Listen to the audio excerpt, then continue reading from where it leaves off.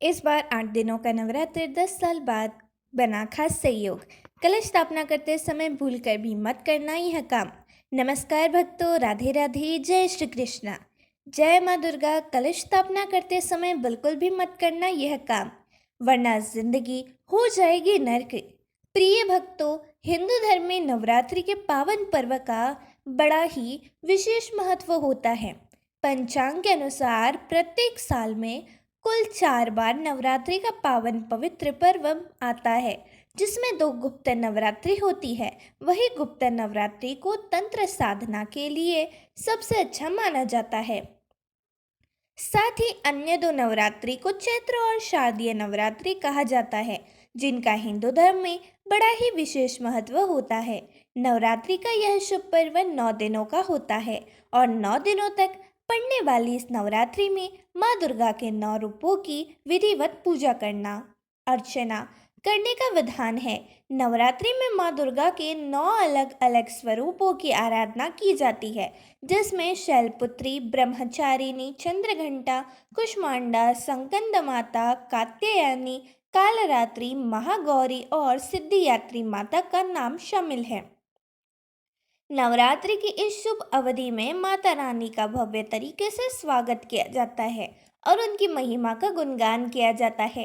इसके अलावा भक्तों, यूँ तो माँ अम्बे हर पल अपने भक्तों का ख्याल रखती है, लेकिन नवरात्रि के दिनों में माता रानी की श्रद्धा भाव से पूजा अर्चना करना विशेष फलदायी होता है, क्योंकि नवरात्रि के इस पावन दिनों में माँ दुर्गा की पूजा अर्चना करने से जल्दी लाभ मिलता है।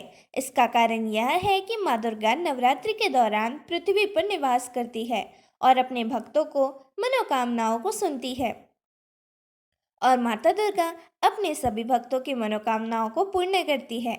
कहा जाता है कि नवरात्रि के पावन दिनों में जहाँ जहाँ माता रानी की मूर्ति या तस्वीर सजाकर श्रद्धापूर्वक विधि विधान से पूजा अर्चना होती है, उन सभी जगह माँ अम्बा निवास करती है और अपने भक्तों की पूजा को स्वीकार करती है। साथ ही अपने भक्तों को असीम कृपा का आशीर्वाद देती है। इसलिए माँ दुर्गा की कृपा पाने के लिए नवरात्रि को बहुत ही पावन माना जाता है।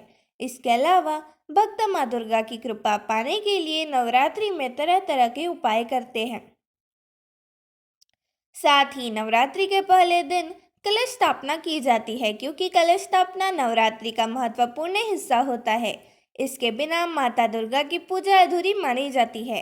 ऐसे में माँ दुर्गा की कृपा पाने के लिए आपको नवरात्रि में कलश स्थापना जरूर करनी चाहिए। लेकिन कलश स्थापना करते समय आपको कुछ बातों का विशेष रूप से ध्यान रखना चाहिए, क्योंकि बहुत से लोग कलश स्थापना करते समय कुछ ऐसी गलतियां कर देते हैं जिसकी वजह से उनको माता दुर्गा को कृपा प्राप्त नहीं होती, जिनसे उनको नवरात्रि में पूजा पाठ करने का फल भी प्राप्त नहीं होता, जिससे कि साधक को जीवन में शुभ परिणाम की जगह अशुभ परिणाम दिखने को मिलते हैं। घर में भी नकारात्मक ऊर्जा का वास हो जाता है, जिसमें घर परिवार की सुख शांति और समृद्धि में बाधा उत्पन्न होती है। चलिए भक्तों, अब जानेंगे कि कलश स्थापना करते समय कौन सी गलतियां भूलकर भी नहीं करनी चाहिए। लेकिन अगर अभी तक आपने इस वीडियो को लाइक नहीं किया है तो इस वीडियो को एक लाइक ज़रूर करें और चैनल को सब्सक्राइब कर लें। ऐसे ही जानकारी से परिपूर्ण वीडियो हम आपके लिए लाते रहेंगे। नंबर 1, कलश को न हिलाए। जी हाँ भक्तों, कलश स्थापना करने के बाद उसे अपने स्थान से बार बार हिलाना या इधर उधर करना अशुभ माना जाता है, क्योंकि एक बार जब कलश स्थापित कर दिया जाए तो उसे 9 दिनों तक उसी स्थान पर स्थिर रखना चाहिए, उसे हिलाना नहीं चाहिए। ऐसे में कलश को बार बार छूने या स्थानांतरित करने से उसकी पवित्रता भंग हो सकती है और पूजा का प्रभाव कम हो सकता है। साथ ही माँ दुर्गा भी नाराज हो सकती है, जिससे आपका भाग्य कमजोर हो जाता है और आपके बने बनाए कार्य भी बिगड़ सकते हैं। नंबर 2, गलत मुहूर्त में कलश स्थापना। प्रिय भक्तों, कलश स्थापना का समय निश्चित रूप से शुभ मुहूर्त में ही करना चाहिए, क्योंकि कलश स्थापना करने के लिए शुभ मुहूर्त सबसे उत्तम माना जाता है। शुभ मुहूर्त में कलश स्थापना करने से माँ दुर्गा भी अत्यंत प्रसन्न होती है और साधक को अपनी असीम कृपा का आशीर्वाद देती है। ऐसे में यदि कोई व्यक्ति शुभ मुहूर्त में स्थापना न करते अशुभ मुहूर्त में कलश स्थापना करता है तो शुभ परिणाम की जगह अशुभ परिणाम देखने को मिलते हैं। बने बने कार्य भी बिगड़ जाते हैं और भाग्य में कमजोर होता है। साथ ही साधक की आर्थिक स्थिति में कमजोर होते हैं, जिससे उस साधक को जीवन में आर्थिक तंगी जैसी समस्याओं का सामना करना पड़ता है और जीवन दुर्भाग्य में बदल सकता है। नंबर 3, कलश का जल। प्रिय भक्तों, कलश में भरा गया जल पवित्र होता है और उसे पूजा के दौरान छूते समय विशेष सावधानी बरतनी चाहिए। ऐसे में किसी भी अशुभ हाथ से कलश को न छुए और इसके जल को गंदा ना करे। साथ ही इस बात का ध्यान रखें कि कलश में अशुद्ध जल ना भरे। यदि गलती से कल का जल अशुद्ध हो जाता है तो इसे बदलकर नया गंगा जल डालें और पुनः पूजा करें। ऐसे में नवरात्रि के अंत में इस जल को किसी पवित्र स्थान, तुलसी के पौधे, पीपल के वृक्ष या नदी में विसर्जित करना चाहिए। ऐसा करने से घर परिवार पर माँ दुर्गा की कृपा बनी रहती है और साधक की आर्थिक स्थिति मजबूत होती है। नंबर 4, खंडित सामग्री। जी हाँ भक्तों, कलश स्थापना में उपयोग होने वाली सभी पूजन सामग्री शुद्ध होनी चाहिए। किसी भी प्रकार की टूटी फूटी या खंडित वस्तुओं का प्रयोग पूजा में नहीं करना चाहिए, क्योंकि यह अशुभ माना जाता है। यदि पूजा में टूटा हुआ कलश, फटा हुआ नारियल, सूखे या मुरझाए हुए फूल या खराब सुपारी का उपयोग किया गया तो यह पूजा को निष्फल कर सकता है, जिससे माँ दुर्गा नाराज हो सकती है और आप माँ दुर्गा की कृपा से वंचित रह सकते हैं।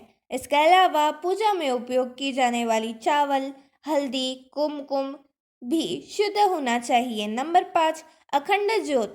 यदि भक्तों आप चैत्र नवरात्रि के दौरान अखंड ज्योत जला रहे हैं तो इसे कभी भी अकेला ना छोड़ें। इसे हमेशा सुरक्षित स्थान पर रखें और ध्यान रखें कि हवा या किसी अन्य कारण से यह बुझ ना जाए, क्योंकि अखंड ज्योत को जलाकर रखना देवी की कृपा प्राप्त करने के लिए बहुत महत्वपूर्ण होता है। अगर किसी कारणवश अखंड ज्योति बुझ जाती है तो इसे पुनः प्रज्वलित करें और माता से क्षमा याचना करें। अगर अखंड ज्योति बुझ गई और आपने माता से क्षमा नहीं मांगी तो आपके पूरे नवरात्रि बर्बाद चले जाएंगे। आपको नवरात्रि में पूजा पाठ का फल प्राप्त नहीं होगा, बल्कि आपको जीवन में अशुभ परिणाम ही देखने को मिलेंगे और आपको जीवन में हर कार्य में सफलता हासिल होगी। नंबर 6, जूते चप्पल। प्रिय भक्तों, आप सभी को बता दें कि कलश स्थापना के बाद पूजा स्थल को पूरी तरह से पवित्र और स्वच्छ रखना आवश्यक होता है। कई बार लोग भूलवश पूजा स्थल के पास जूते चप्पल पहनकर चले जाते हैं, जो कि अशुद्धि का प्रतीक है। इससे पूजा स्थल की पवित्रता भंग हो जाती है और देवी की कृपा बाधित हो सकती है। ऐसे में पूजा स्थल में हमेशा नंगे पैर जाए और वहाँ की साफ सफाई का पूरा ध्यान रखें, क्योंकि माता लक्ष्मी भी वही पर वास करती है जहाँ पर साफ सफाई और शुद्धता रहती है। इसलिए आपको इस बात का विशेष रूप से ध्यान रखना चाहिए।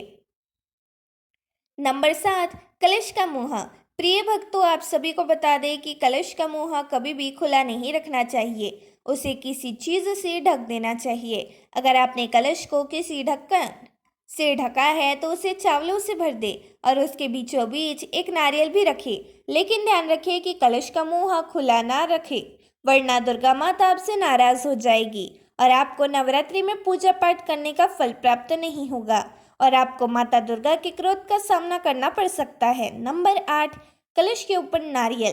प्रिय भक्तों, आप सभी को बता दें कि शास्त्रों में नारियल को भगवान गणेश का प्रतीक माना जाता है, जिसमें त्रिदेव यानी ब्रह्मा, विष्णु और महेश जी का वास होता है। शास्त्रों के अनुसार चैत्र नवरात्रि के दौरान कलश में नारियल रखते समय कुछ नियमों का पालन अवश्य करना चाहिए, वरना इसका उल्टा प्रभाव पड़ सकता है।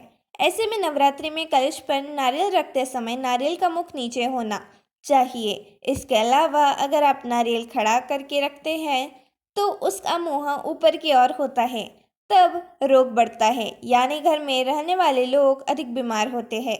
साथ ही अगर नारियल का मुख पूर्व दिशा की ओर होता है तो साधक की आर्थिक स्थिति कमजोर होती है और आर्थिक हानि होती है।